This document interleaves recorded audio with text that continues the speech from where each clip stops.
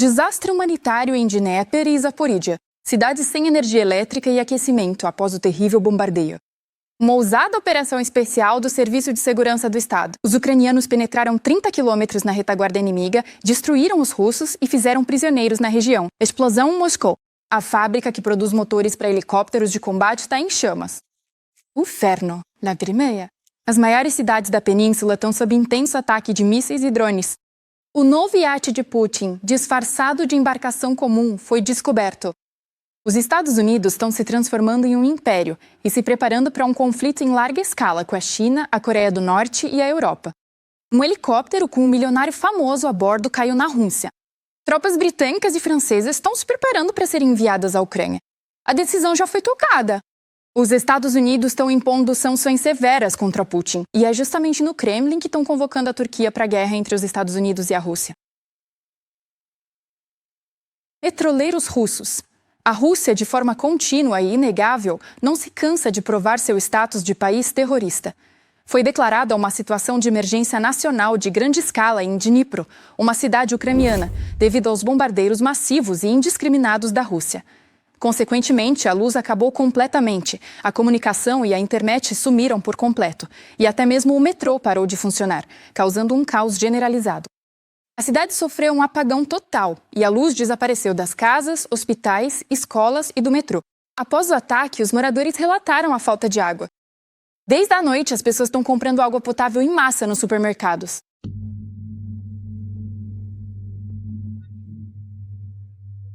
Também como resultado dos ataques russos, houve um grande corte de energia em Zaporídia e na região. Em alguns bairros do centro regional, o abastecimento de água desapareceu. Além disso, a rede móvel está funcionando em modo de emergência. Pela manhã, conseguiram restabelecer a luz lá. Além disso, os geradores de outras regiões serão enviados para as regiões de Dnipropetrovsk e Zaporídia. E equipes extras de emergência das operadoras de telefonia móvel também chegarão para garantir a comunicação. Na região de Dnipropetrovsk, os trabalhos de reparo continuam para restabelecer a luz e a água. Por enquanto, pontos de resiliência estão funcionando lá. No entanto, a própria Rússia também não está tranquila. Lá, uma fábrica de motores a jato para aviões Su, helicópteros K-52 e Mi-28 pegou fogo. Isso é agora.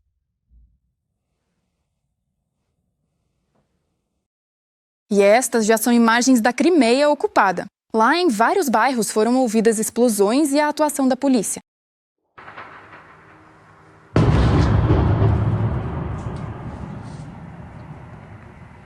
Dizem que foi barulhento nos distritos de Jankoy e Nizhnegorsky, assim como em Feodósia e Kert.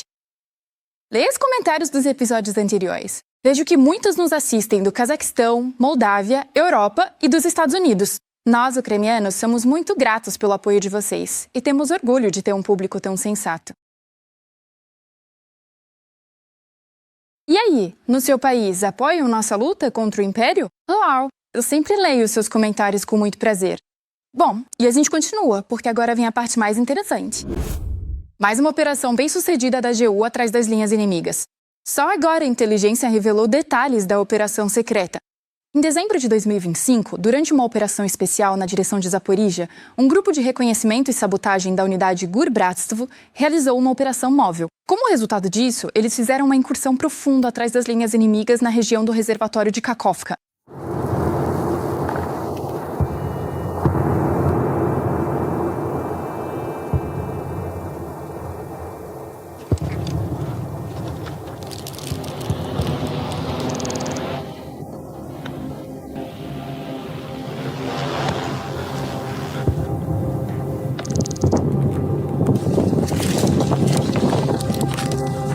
A gente acabou esbarrando com colegas sabotadores. Essa é uma trilha bem marcada com sinalização. Os batedores eliminaram 2 ocupantes russos, feriram 2 e capturaram mais 2. A gente se jogou no chão de barriga para baixo olhando pro meu amigo.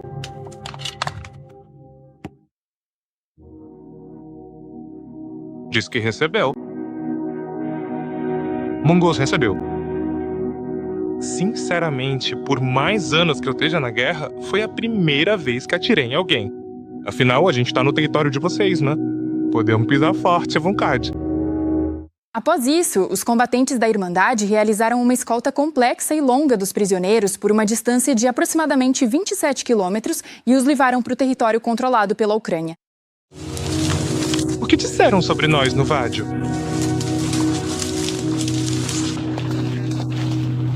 Isso é pra você? Isso é pra você? Qual é o seu indicativo de chamada de posição? Mangusto? Não, bem, é Phoenix. Roma em jogo. Bem, Val, o que há com você? Tá tudo certo? Sim, tá tudo certo. O que é isso? Não tá perto de vocês. A gente não ouviu nada. Não ouvi nada. Não esquece, é o Cutina, ele ouve tudo, eu sou a mãe de todos que estão lá. Não exatamente, né? Tá bom, então. Mangusto, como tá recebendo, entendeu? Mais ou menos. É difícil. Vai ser difícil vocês saírem vivos daqui, assim como pra gente. Os batedores dizem que prisioneiros russos contaram informações valiosas sobre a localização de oficiais inimigos. Sobre posições de artilharia, operadores de drones, áreas de concentração de pessoal, equipamentos e depósitos de munição. Roma, Rio, relatório. Sem notícias, sem recepção de rádio. E olha só os bichinhos que encontramos. E encontraram outra posição, mas contornaram-na. Tudo para a glória do Senhor. O Senhor nos disse o que dizer. Senhor, ele nos tirou dessa situação. Bem, havia ouro. Quantos eram? 4 ou 5? Esses 4. Foi muito difícil. Esperamos até que eles se separassem, eliminamos os 2 primeiros e os examinamos minuciosamente. Eles não levaram nada, não levaram nenhum troféu, mas você entende. Que glória! A Jesus Cristo? Viver de acordo com o padrão é o que se cumpre. Após a operação, o chefe da GOR, Kirill Budanov, condecorou os combatentes e o comando da unidade Irmandade. E, na verdade, sobre a situação na linha de frente neste exato momento. Os analistas do Deep State escrevem que o inimigo ocupou Andriivka e Novomarkovo, além de ter avançado nas proximidades de Maiskoye. Enquanto isso, um militar ucraniano com codinome oficial escreve que a direção de Dobropol é atualmente a mais difícil e prioritária para os russos, que querem capturar de vez Rodinsky, Emirdalbrad e Pokrovsk. Os ataques de infantaria aqui acontecem 24 horas por dia, 7 dias por semana, sem parar, com corpos vagando constantemente tentando chegar à linha de frente e morrer. Eles também recorrem, periodicamente, a ataques mecanizados com blindados e veículos quadrúpedes, mas isso só ocorre em condições climáticas adversas. Sob O que está acontecendo na linha de frente e ao seu redor nesse exato momento está sendo analisado. Combatentes das Forças de Operações Especiais localizaram e neutralizaram mais um observador que participava de ataques contra as Forças Armadas da Ucrânia, em Kupiansk. Isso foi possível graças às interceptações de rádio. O observador transmitia informações constantemente ao comando russo. Quantos são vocês? Quantos são vocês? Eu tô com ela, Drag. Mas o que você tá fazendo na Ucrânia, na região de Barkov? Devido ao ambiente urbano denso, à abundância de cobertura e às potenciais posições de tiro, detectar o inimigo era uma tarefa longa e árdua. Os ocupantes não estão conseguindo avançar na direção de Kharkovsk, então recorrem à tática da mentira constante. Ao norte de Kupiansk, tropas russas vindas da direção de Kondrashovka invadiram a parte leste de Tishenkovka e consolidaram sua posição ali. Foi registrada uma expansão da zona de controle do exército russo em mais de 1 quilômetro. Na direção de Kupiansk, intensos combates continuam nas margens oeste e leste do rio Oskol. Ao norte de Kupiansk, tropas russas filmaram imagens nos arredores orientais de Tistinivka, enquanto as forças armadas da Ucrânia foram flagradas por câmeras na região de Kondrashivka. Essa informação não é verdadeira. O comando russo recebeu a ordem por todos os meios necessários. Considere Kupiansk. Isso não está dando certo, então eles acabam tendo que mentir. Alguma localidade, de uma forma ou de outra, acaba entrando na zona de combate. Ou seja, lá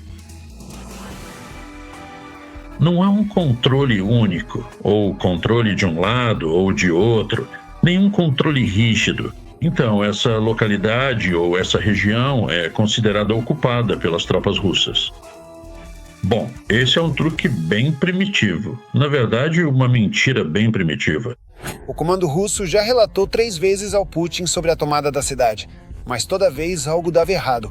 Agora continua a varredura do centro de Kupensk dos restos dos grupos que conseguiram romper. Nos arredores, nossos militares estão realizando com sucesso a limpeza dos ocupantes. Kupensk é muito importante do ponto de vista logístico. A estação Kupensk-Uzlovoy é um centro logístico-chave. A captura da cidade está se arrastando. Isso permitiria ao inimigo facilitar significativamente o fornecimento de munições e combustível por ferrovia, o que é crucial tanto para as forças armadas da Ucrânia quanto para o exército russo. O exército russo recebeu ordens diretas, imediatas e muito rígidas para retomar Kupensk, mas não funciona. Não funciona. Kupensk está localizada em uma zona de intensos combates e, a oeste dela, as forças armadas da Ucrânia exercem um controle bastante rígido. Este é um terreno que antes estava na zona cinzenta, mas agora está sob controle das forças armadas ucranianas. Este é um vídeo de uma operação especial da Diretoria Principal de Inteligência, na direção de Zaporizhia. Ali os combatentes realizaram um ataque profundo, penetraram na retaguarda inimiga na área do reservatório de Kakhovka e capturaram 2 soldados, exército russo. Os prisioneiros forneciam informações valiosas sobre a localização de pessoal, equipamentos e armamentos inimigos.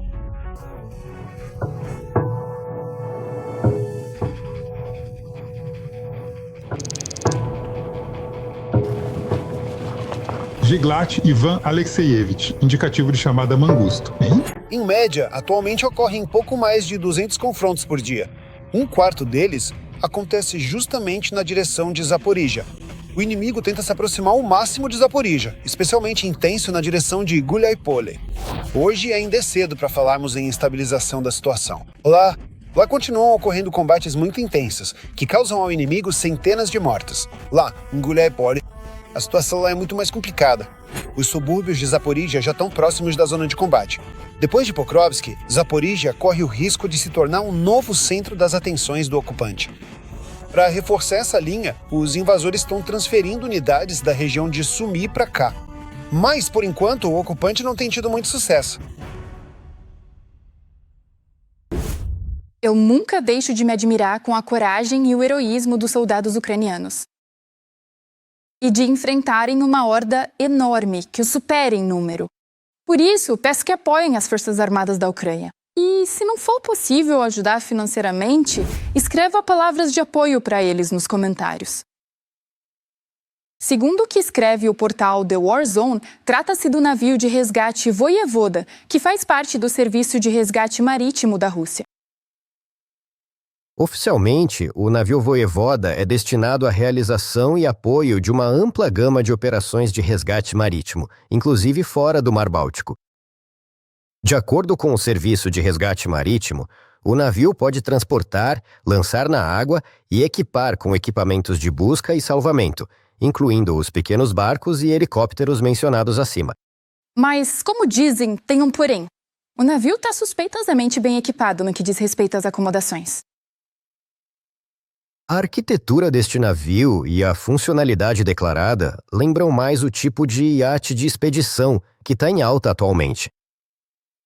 No entanto, o design é muito utilitário e não chega a ser um iate completo para um cliente particular, mas talvez isso tenha sido feito de propósito. Acredito que há todos os motivos para supor que o verdadeiro propósito do navio não corresponde aos objetivos declarados e que ele será usado para atender necessidades específicas de altos funcionários do governo. Jornalistas observam que Putin tem certa predileção por iates, mas desde o início da invasão em grande escala, parte dos iates foi confiscada devido às sanções. Além disso, devido à impossibilidade de garantir a segurança, ficou mais difícil operar os iates. A embarcação pode rapidamente se tornar um dos principais alvos simbólicos. E a Ucrânia se tornou incrivelmente habilidosa em atacar alvos marítimos longe do seu território. Somente equipar essa embarcação com proteção básica não será suficiente para garantir a segurança de um usuário tão conhecido. Para sair das águas territoriais russas com o presidente a bordo, será necessário um extenso equipamento e o acompanhamento de um navio de guerra de superfície. Fico curioso, e se realmente se confirmar que o Voyevoda é um iate piloto pessoal? Se for de Putin, então a embarcação pode se tornar alvo de um ataque. Ilias Gemablodinov, fundador da importante empresa de transportes TAT Transcom, morreu em um acidente de avião na região de Perm, Seu irmão morreu junto com ele. Este é o assistente, um programa ou pessoa que oferece suporte e ajuda em diversas tarefas.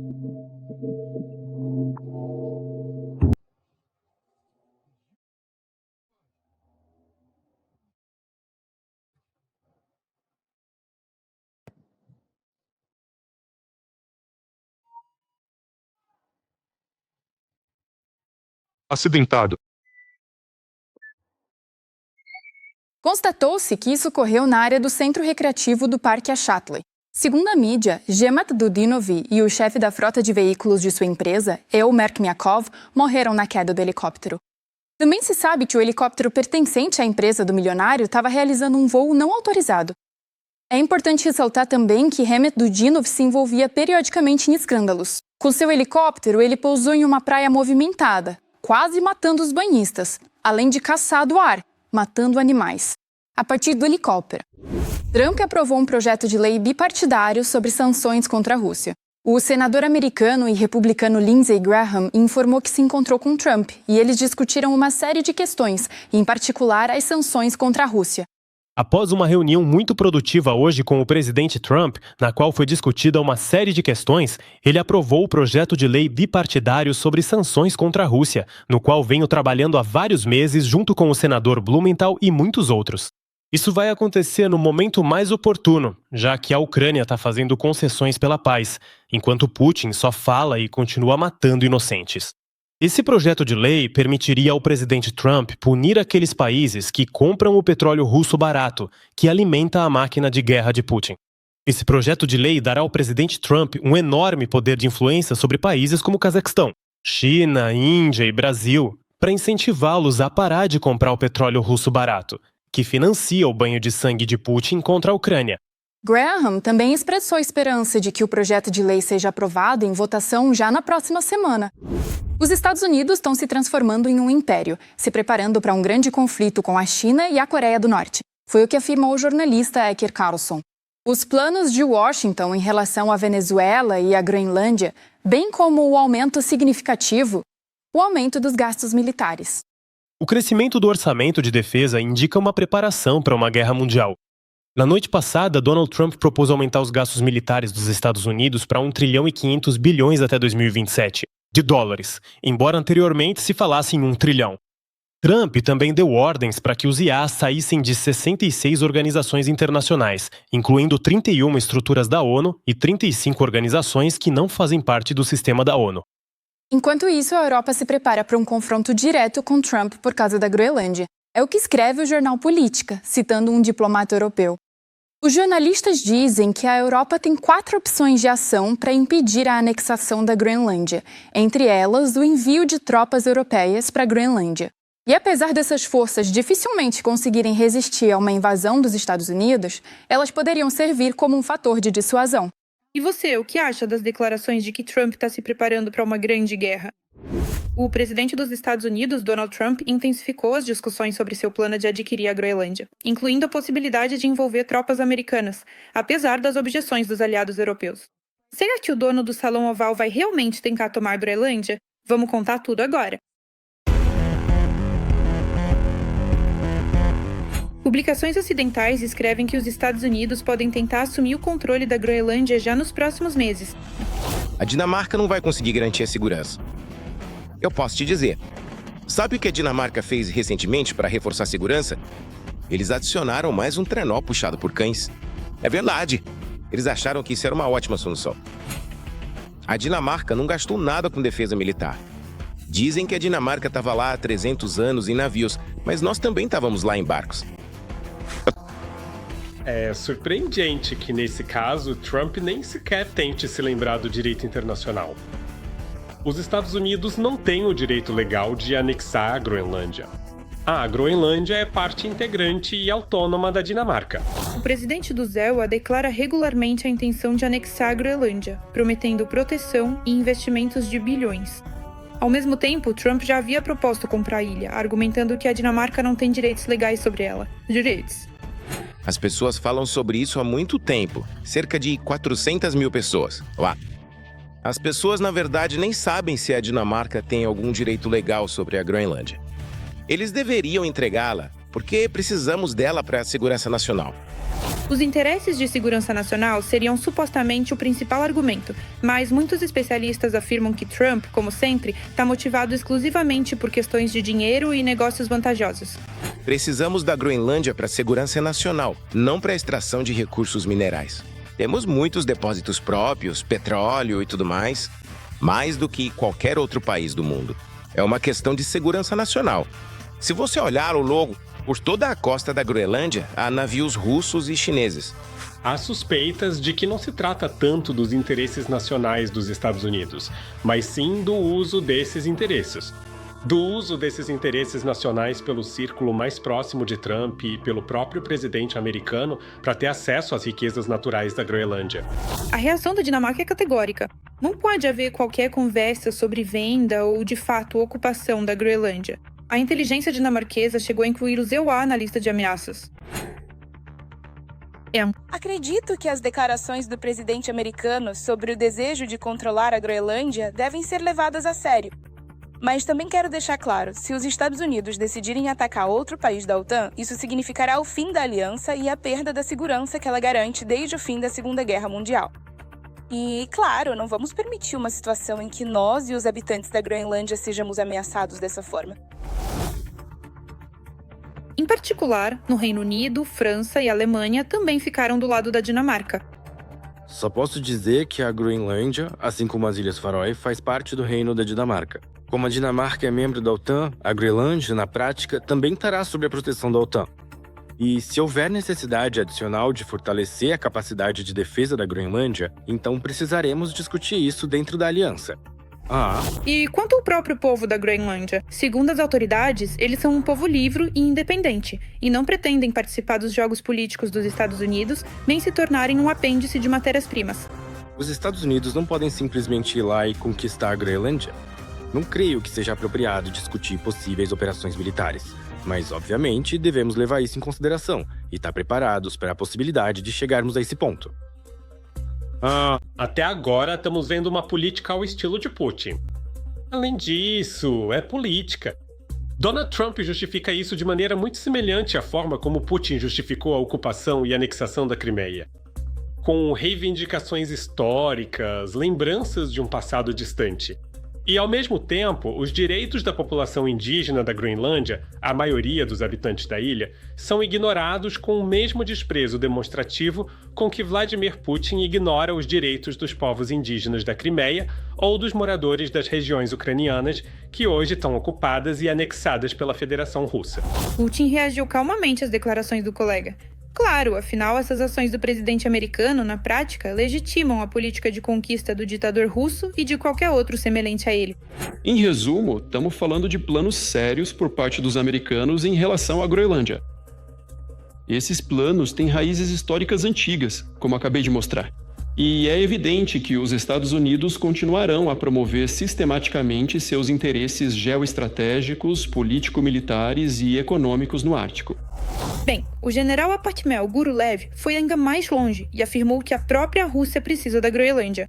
Por exemplo, Trump declara suas reivindicações sobre a Groenlândia. Então por que nós também não olhamos para a Groenlândia? Nós precisamos da Groenlândia? Isso não é brincadeira. Nós temos esse URA.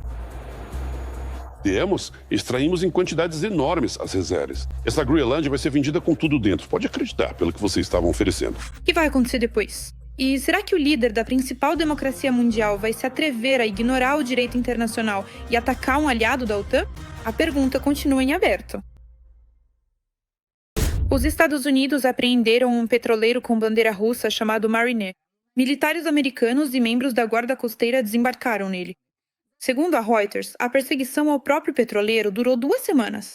O petroleiro, que antes se chamava Bela 1 e agora navega sob o nome Mariner, estava sob a bandeira da Federação Russa. O conflito estourou depois que a embarcação tentou furar o bloqueio naval dos EUA, imposto para interromper as rotas de exportação do petróleo venezuelano. A tripulação recusou terminantemente permitir a entrada de inspetores americanos a bordo, o que serviu de sinal para o início da fase de força da operação.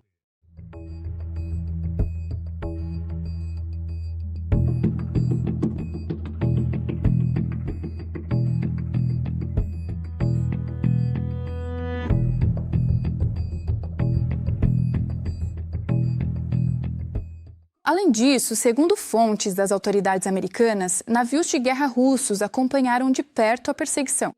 Em particular, foi registrada a presença de um submarino russo na área da operação. Apesar da presença das forças da Rússia, os militares americanos não recuaram e assumiram o controle da embarcação.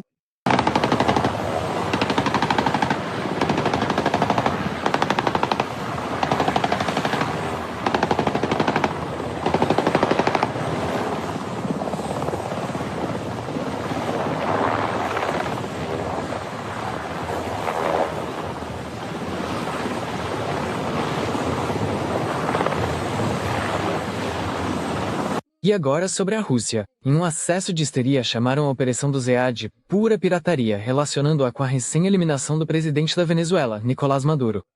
O Ministério dos Transportes da Rússia declarou que o contato com o petroleiro foi perdido após sua apreensão. Forças da Marinha do ZE no âmbito da operação para bloquear o transporte de petróleo da Venezuela.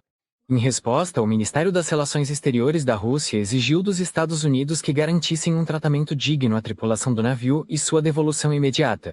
Posteriormente, na Duma estatal, pediram para torpedear barcos americanos em resposta à apreensão do petroleiro Mariner.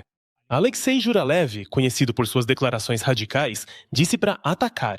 Dessa forma, a Rússia poderá dar um puxão de orelha nos americanos e diminuir um pouco a euforia deles de impunidade após a prisão de Maduro, acredita o deputado da Duma. Já na Ucrânia, a reação à operação dos Estados Unidos foi positiva. E, simplificando o teor de todas as declarações, tudo pode ser resumido à frase: ótimo, tem que fazer mais. Os militares britânicos também apoiaram essa operação. E nos próprios Estados Unidos ficou claro que esse entusiasmo reforça o apelo de Trump, direcionado contra os tribunais que estão sob sanções e ameaçam a segurança e a estabilidade do hemisfério ocidental. A paz está cada vez mais próxima e Putin está sendo literalmente forçado a sentar-se à mesa de negociações de paz. O presidente da Turquia, Erdogan, quer ser o mediador e o projeto do acordo de paz e a lista de garantias de segurança para a Ucrânia estão sendo redigidos em ritmo acelerado dos dois lados do Atlântico. De um tom otimista para um tom de alerta. É exatamente assim que o tom de Vladimir Zelensky está mudando hoje. E esse é um dos sinais mais importantes dos últimos dias. Após meses de otimismo cauteloso, o presidente ucraniano fala cada vez mais sobre os riscos. E sobre o fato de que a Rússia ainda pode não aceitar nenhum compromisso real. O The New York Times escreve que após dezenas de rodadas de negociações, a Ucrânia esteve várias vezes perto de uma fórmula de paz. Segundo Zelensky, em determinados momentos, o acordo chegou a estar 90% pronto. Mas a principal questão continua sem resposta. Moscou está pronto, Kalessi. Nosso país tem 2 camumas. Eu falo isso absolutamente sério para nosso parceiro. E o segundo caminho depende exclusivamente dos nossos parceiros, não apenas da Rússia. Existe o primeiro caminho, menos doloroso, pacífico, caminho diplomático. E ele é o número 1 para mim, pessoalmente. Queremos acabar com a Doha. Vocês veem a diplomacia hoje, estamos fazendo isso.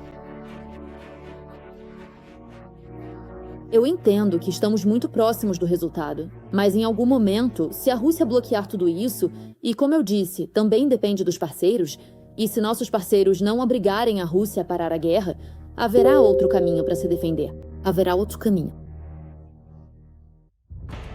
E enquanto Moscou permanece em silêncio, Kiev, ao contrário, avança ativamente na via diplomática.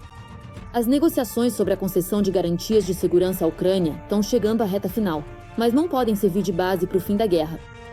O chefe do gabinete do presidente, Kirill Budanov, confirma que já há resultados concretos nas negociações. Já existem em Paris. Continuamos importantes negociações em Paris para alcançar uma paz duradoura e garantias de segurança confiáveis para o nosso país. Nem todas as informações podem ser tornadas públicas, mas já há resultados concretos e o trabalho continua. Os interesses nacionais ucranianos serão protegidos. O elemento-chave do novo acordo arquitetônico de segurança é a chamada Coalizão dos Dispostos. A formação dela foi anunciada pelo representante dos Estados Unidos na OTAN, Matthew W. Tucker. Precisamos aguardar a aprovação final de vários acordos. Um deles é a Coalizão dos Dispostos, que inclui cerca de 50 países aliados, muitos dos quais são membros da OTAN, e eles concordam com determinados parâmetros de segurança para a Ucrânia. E os Estados Unidos também, tanto como parte dessa coalizão dos dispostos quanto separadamente. Nós realmente avançamos muito. Isso é um acontecimento notável e podemos estar à beira de um acordo de paz. Enquanto continuamos rezando pela paz, também fazemos todo o possível para que essa paz seja mantida. A paz na Ucrânia está ainda mais próxima. Este é exatamente o resultado das negociações de Paris. São estimados em um valor aproximado com base em análises e projeções, considerando diversos fatores e metodologias para uma avaliação precisa e abrangente.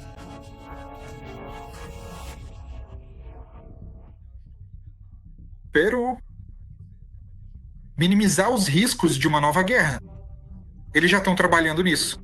Negociamos garantias de segurança com os Estados Unidos. E aqui estamos falando de garantias de segurança. Aqui, com a coalizão dos interessados. Claro que essas garantias, quando chegar o momento de encerrar a guerra, de assinar o acordo de paz, precisarão ser formalizadas em tratados apropriados. E dificilmente poderá haver um tratado com a coalizão dos interessados, porque, mais uma vez, quero enfatizar, trata-se de uma estrutura informal. Os tratados provavelmente terão que ser assinados com os EUA, com o Reino Unido, com a França, com a Alemanha, talvez com alguns outros países, onde tudo isso será registrado juridicamente, inclusive precisando ser ratificado nos parlamentos. Essas são as questões que, por enquanto, estão sendo discutidas apenas na forma de uma declaração política. Segundo o canal turco TRT Haber, o processo de negociação chegou a um ponto crítico. Apesar da guerra em grande escala já durar 4 anos, as partes estão cada vez mais avançando para uma conversa concreta sobre como pode e deve ser uma paz duradoura. O ministro das Relações Exteriores da Turquia, Hakan Fidan, destaca que já não se trata apenas de um cessar-fogo. Estão em pauta questões mais amplas de segurança, dissuasão e mecanismos de resposta em caso de violação dos acordos.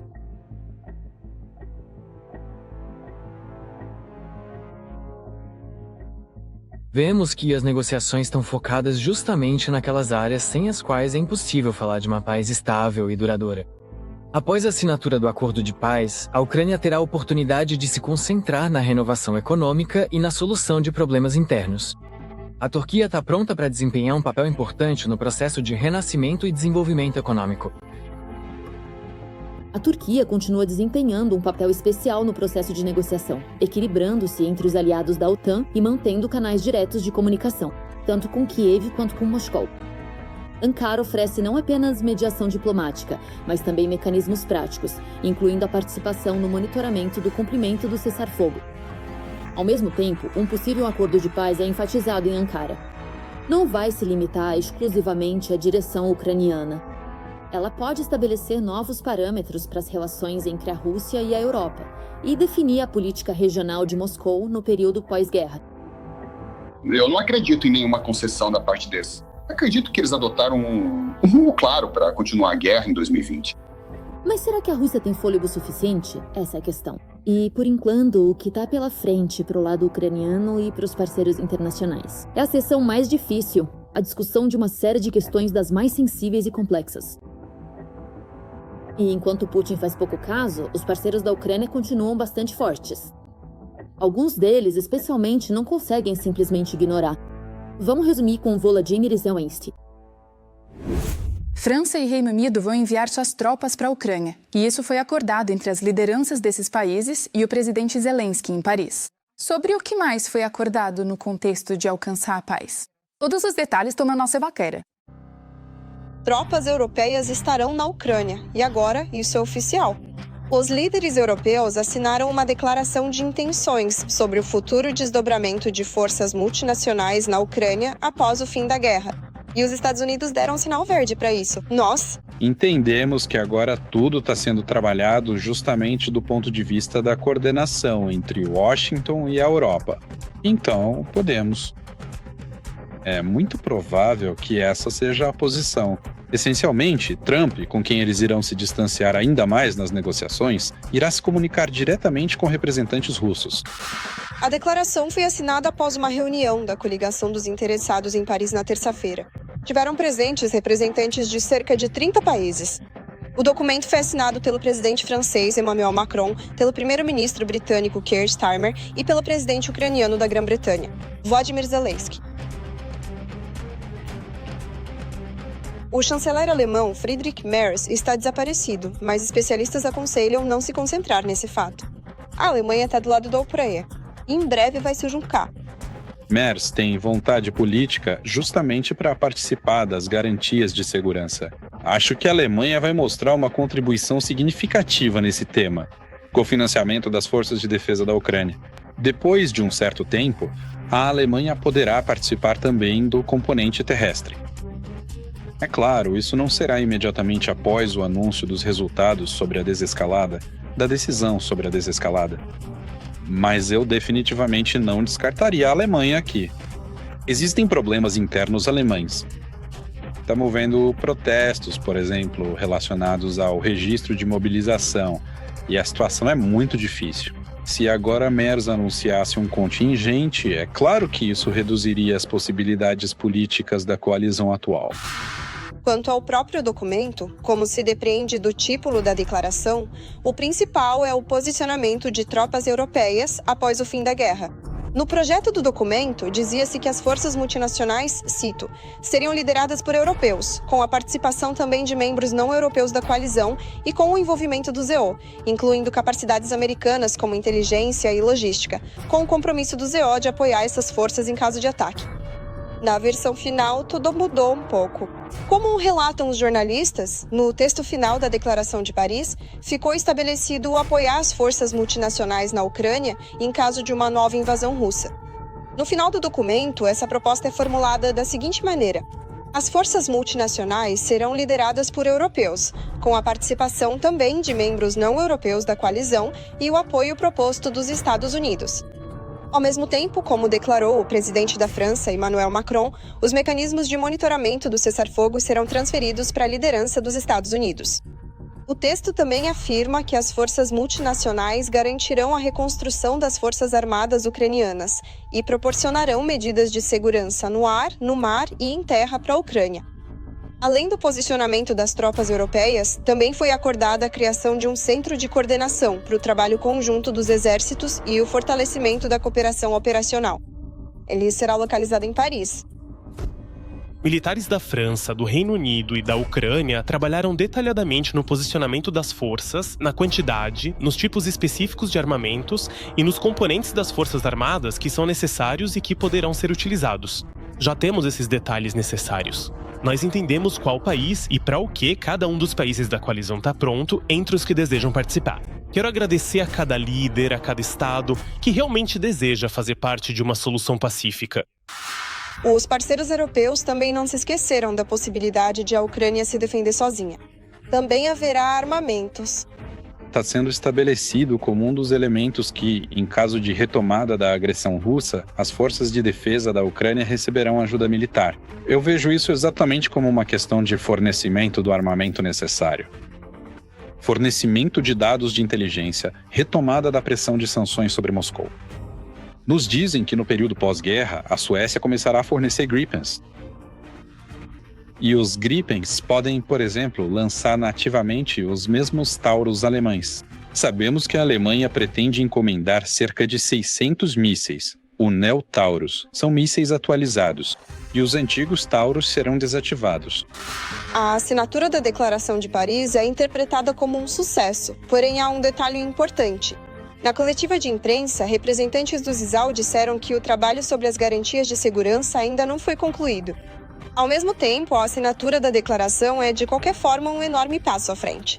O que nossos parceiros ocidentais poderiam fazer, na verdade, para projetar o período pós-guerra, isso já foi basicamente feito. Por isso, agora, obviamente, se Putin não tomar as decisões necessárias e não avançar em direção à paz, então, nesse caso, é claro, é necessário falar ao máximo sobre a necessidade de aumentar a pressão, especificamente sobre o regime do Kremlin. Agora a palavra está com Premi. Lá, repetidamente, disseram que nunca concordariam com a presença de tropas europeias na Ucrânia, pois consideram isso uma ameaça à sua segurança. Mas se os Estados Unidos deram o sinal verde, será que Trump, como ele gosta de dizer, tem uma carta na manga? O Reino Unido confirmou a entrega de 13 sistemas PVR à Ucrânia. Resposta à pergunta do deputado do Partido Conservador, Ben Obezediet. O Ministério da Defesa declarou que os sistemas Raven já estão em serviço na Ucrânia. O ministro dos Assuntos dos Veteranos, Al-Karens, afirmou que já foram entregues à Ucrânia 13 sistemas de mísseis antiaéreos. O Raven permite que as unidades ucranianas se protejam rapidamente contra ameaças aéreas russas. Também se sabe que a Ucrânia recebeu 2 sistemas Greyhound. Até o momento foram entregues à Ucrânia 2 protótipos dos sistemas de mísseis antiaéreos Greyhound. Disse Carnes, acrescentando que, dos 15 sistemas adicionais Greyhawk que estão em fase de execução contratual, o primeiro lote será entregue em breve. O Greyhawk foi projetado para reforçar a proteção da infraestrutura crítica contra mísseis russos de longo alcance. Agradecemos ao Reino Unido pelo apoio. Para nós, isso é muito importante. Deixa um like nesse vídeo para apoiar o que estamos fazendo. Não se esqueça de se inscrever no nosso canal Ucrânia Hoje para não perder nossos próximos episódios. Até a próxima!